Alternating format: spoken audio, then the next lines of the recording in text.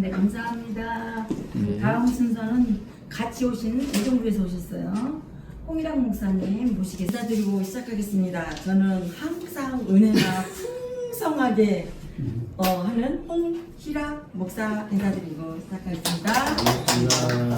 우리가 이 시간은 서로 성경에 대해서 이렇게 말씀을 나누는 장소잖아요. 그래서 우리는 서로가 전하는 자나 듣는 자나 마음이 하나가 될 때 우리가 더 큰 은혜의 시간이 될 줄 믿습니다. 저는 정말 이렇게 신춘내기예요. 그래서 이렇게 여러 기자성 같은 이렇게 또 목사님들 앞에서 이렇게 말씀을 전하게 돼서 정말 하나님께 먼저는 감사를 드립니다. 네, 오늘 말씀 나눌 그 주제는요, 노아 때와 같은 주 재림 때라는 제목을 가지고 한번 시작을 해보려고 합니다. 여러분들 본문 말씀 하나 우리가 다른 건 안 찾고 본문 말씀만 우리 다 같이 찾아보도록 하겠습니다. 마태복음 24장 37절에서 39절 말씀이 되겠습니다. 네, 시간 관계상 제가 읽도록 하겠습니다. 노아 때와 같이 인자의 임함도 그러하리라. 홍수 전에 노아가 방주에 들어가던 날까지 사람들이 먹고 마시고 장가들고 시집가고 있으면서 홍수가 나서 저희를 다 멸하기까지 깨닫지 못하였으니 인자의 임함도 이와 같으리라 라고 말씀하셨죠. 그러면 우리가 잠시 신앙하는 목적이 뭡니까? 천국 가기 위한 거죠. 천국과 영생 하기 위해서 우리가 신앙의 목적이란데, 우리가 때로는 이 좁고 정말 이렇게 협착한 이런 길이기 때문에 우리가 눈물도 많이 흘리고 정말 힘들 때도 있죠. 하지만 우리가 하나님이 주시는 그 한 줄기 그런 소망을 가지고 지금까지 이렇게 인내심을 가지고 달려오신 우리 목사님들 너무나 위대하십니다. 네, 자신의 그런 신앙의 길을 생각하시면서 정말 위대한 목사님이십니다. 자, 그런데 제가 한 가지 질문 하나 드리고 시작하겠습니다. 지금의 시대는 어떤 시대인가요? 지금의 시대는 구약 시대인가요? 신약 시대. 네, 신약 시대죠. 신약 시대 중에서도 계시록이 성취되는 신약 계시록 성취 시대가 되는 것이죠. 그렇다면 우리가 지금 본문 소개를 제가 말씀을 드렸는데, 이 본문 소개는요, 예수님이 다시 오시는 재림 때에 나타나는 어떤 징조를 알려주신 내용입니다. 근데 이게 마태복음 뿐만이 아니라 마가복음에도 나와요. 똑같은 마가복음 13장에도 나오거든요. 똑같은 말씀이. 그렇다면 이렇게 이 징조를 알려주신 내용으로서 너무나 오늘날의 시대에 너무나 중요한 장이 되는 것입니다. 그래서 우리가 신약의 대표적인 장으로 뭐가 있습니까? 바로 신약이면 요한 계시록입니다. 그래서 우리는 이러한 대표적인 장으로서 요한 계시록의 축소판이 바로 마태 24장이 되는 것입니다. 그래서 우리가 소계시록이라고도 이렇게 불려지고 있죠. 그러면 마태복음 24장 3절에 보니까 예수님께서 성전을 가리키면서 돌 위에 돌 하나도 없이 다 무너뜨리겠다 이렇게 말씀을 하고 계시거든요. 그렇다면 그게 무슨 뜻인가? 우리는 지금 이 본문 말씀에 보니까 노아의 홍수 때 무슨 일이 있었습니까? 방주에 타는 일이 있었죠. 네. 그러나 시집가고 장가가고 먹고 마시고 다 이 세상에 이런 거에 매달려 가지고 이렇게 하고 있지 않았습니까? 그런데 그들은 타지 않는 자들은 심판받아 멸망받는 일이 있었죠. 그러면 여기서 중요한 거는 인자의 임함도 바로 이와 같다고 하십니다.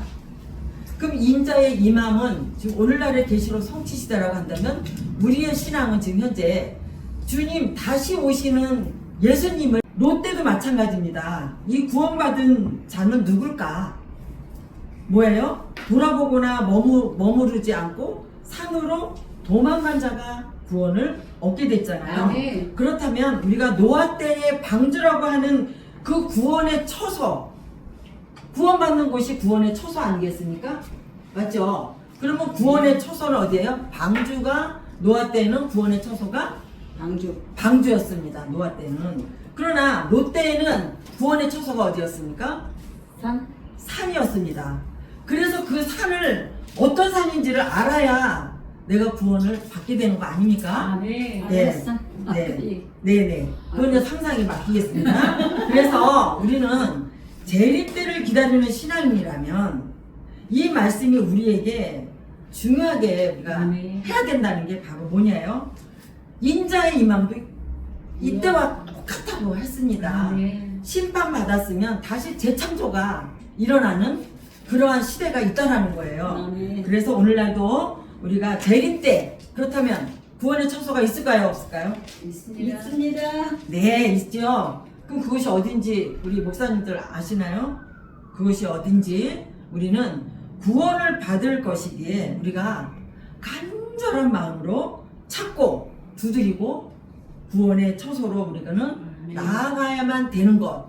이것이 하나님의 뜻이고 우리가 또 우리 목사님들 우리 모두가 하나님을 믿는 사람들은 이것을 위해서 노력을 해야 하는 것. 이것이 바로 참신앙의 모습이 되는 줄 믿습니다. 자, 그렇다면 두 번째로 이제 그렇다면 주재림 때 무슨 일이 있었는가? 이것도 중요하겠죠. 자, 계시록 21장 1절 말씀에 보니까 새하늘과 새 땅을 보니 처음 하늘과 처음 땅이 없어졌대요. 그렇다면 처음 하늘과 처음 땅이 없어졌다는 것은 심판받아 없어지고 새하늘, 새로 생긴 새하늘, 새 땅이 자칫 재창조가 된다라는 그러한 뜻이 되는 거죠. 우리가 노아 때와 롯 때와 같다 했으니 구원의 처소가 마찬가지로 또 있겠죠. 그렇다면 노아 때는 범죄한 아담의 세계를 심판하고 노아를 통해 우리가 새 시대를 창조를 했던 것처럼 우리 재림 때도 마찬가지로 부패한 한 시대. 우리가 돌아보세요. 지금 우리 신앙세계가 어떻습니까? 너무나 부패하고 진짜 너무나 지금 이 시대가 괴롭죠. 괴로워. 우리 신앙들 손가락질 받고 우리 지금 이런 세월을 하고 있지 않습니까? 그래서 부패한 한 시대를 끝내시고 하나님의 목적은 이렇게 계속 가게 하실 건가요? 아니실 거라는 거죠. 하나님의 계획은. 그래서 새 시대를 창조하는 다시 재창조의 그런 시대가 도래한다는 것을 우리는 성경을 통해서 알 수 있습니다. 그러면 주재림 때 구원받기 위해서는 노아 롯데라 같이 하나님이 명하신 곳 구원의 처소가 우리는 가야 되는 것이고 그러면 어딘지를 우리가 또 알아야 되지 않습니까? 이것 또한 하나님이 알려주셨습니다. 계시록 17장 14절 말씀 한번 찾아보도록 하겠습니다. 계시록 17장 4절. 4절? 네, 17장 4절. 계시록 17장 14절. 14절. 네. 보시면 자, 제가 낭독하겠습니다. 17장이 아닌 것 같은데요? 계시록 17장 14절입니다. 그들이 어린 양과 더불어 싸우려 하니 네, 맞아요. 어린 양은 만주의 주시요 만왕의 왕이심으로 저희를 이기실 터이요 또 그와 함께 있는 자들 곧 부르심을 입고 빼내심을 얻고 진실한 자들은 이기리로다. 아멘. 네, 어린 양이 어디 있대요? 어린 양 네, 만주의 주 만왕의 왕이 바로 예수님이시죠. 하나님이시고 그래서 하나님이 택하신 백성들을 어떻게 한대요? 부르시고 빼내시는 역사가 있다라는 거예요. 그러면 이거는 제 말씀이 아니죠. 성경에 기록을 했으면 반드시 이러한 일이 있을 거라는 거죠. 그러면 어디로 나가야 구원의 처소로 우리는 갈 수 있을까? 어디로 빼내신다는 걸까? 이런 것도 우리는 생각을 해봐야 된다는 거죠. 그래서 하나님도 예수님도 함께 하신 곳으로 우리는 빼내주시겠죠. 아멘. 하나님께서는요. 그래서 그곳이 어디냐? 바로 계시록 14장, 바로 14장 찾으셨으니까 그 앞에 14장 1절에 보니까 1절만 한번 읽어보면 제가 읽을게요. 내가 보니 보라 어린 양이 시온에 섰고 그와 함께 예 그럼 여기까지만 읽어볼게요. 자 내가 보니 보라 어린 양이 어디 섰대요? 시온에 섰대요. 그러면 시온산에는 하나님도 예수님도 임재하신 곳 아닙니까? 하나님의 나라가 되는 거죠. 그래서 에루살렘 우리가 시온산 하면은 옛날 저 시온산에도요 해발 765m래요. 실제 산이. 그런데 여기서 말하는 시온산을 우리가 말씀하는 걸까요? 시온산은 지금 어때요?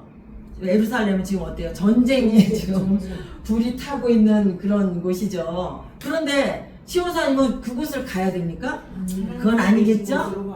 그렇죠. 그래서 우리가 육적인 시온산도 아니고 하나님도 예수님이 계신 곳으로 우리는 찾아가야 되는데 부르시고 빼내는 역사에 우리가 동참하는 저와 여러분이 되었으면 좋겠습니다. 아멘. 그래서 이 약속의 말씀을 여러분들 믿으십니까? 아멘. 성경. 아멘. 네. 그래서 우리에게 미리 알려주신 이유가 있어요. 이 계시록과 마태 24장과 이 모든 것들 예언을 해놓은 게 너무 많아요. 하나님은 약속하시고 그 약속을 반드시 이루시는 분이시기 때문인 거죠. 아멘. 아멘. 그래서 우리에게 미리 알려주신 이유가 바로 뭐냐? 그거는 요한복음 14장 29절 말씀에 딱 나와요. 이 하나님이 약속하신 그 일을 이룰 때 너희로 보고 아 예언이 이렇게 이루어졌구나. 아 약속이 이렇게 이루어졌구나 라고 알 수 있게 그러면 우리가 믿을 수 있지 않겠습니까? 아멘. 우리가 그냥 믿지는 못해요. 약속한 거를 이루셨을 때 우리는 그 약속을 보고 와 이렇게 이루셨구나 라고 우리가 그거에 믿음이 생기는 거잖아요. 아멘. 그래서 하나님도 요한복음 14장 29절에는 일이 이룰 때 너에게 미리 말한 것은 너희로 믿게 하려 함이라 이렇게 말씀하셨습니다. 그러나 안타깝게도 노아 때처럼 재림 때에도 믿지 않는 자들이 많을까요? 적을까요?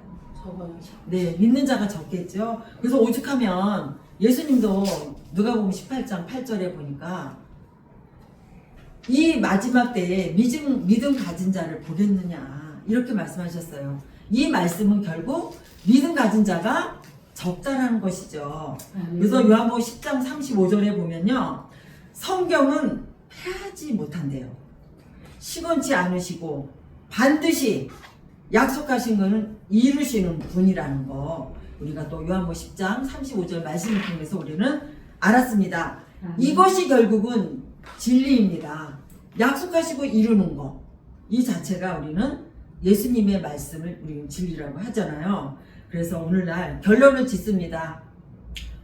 오늘날 노아 때처럼 재림 때를 살고 있는 이때에 우리가 노아 때 구원받았던 그런 노아의 가족들처럼 우리는 믿고 순종하고 그래서 구원의 처소에 나아가야만 되는 것입니다.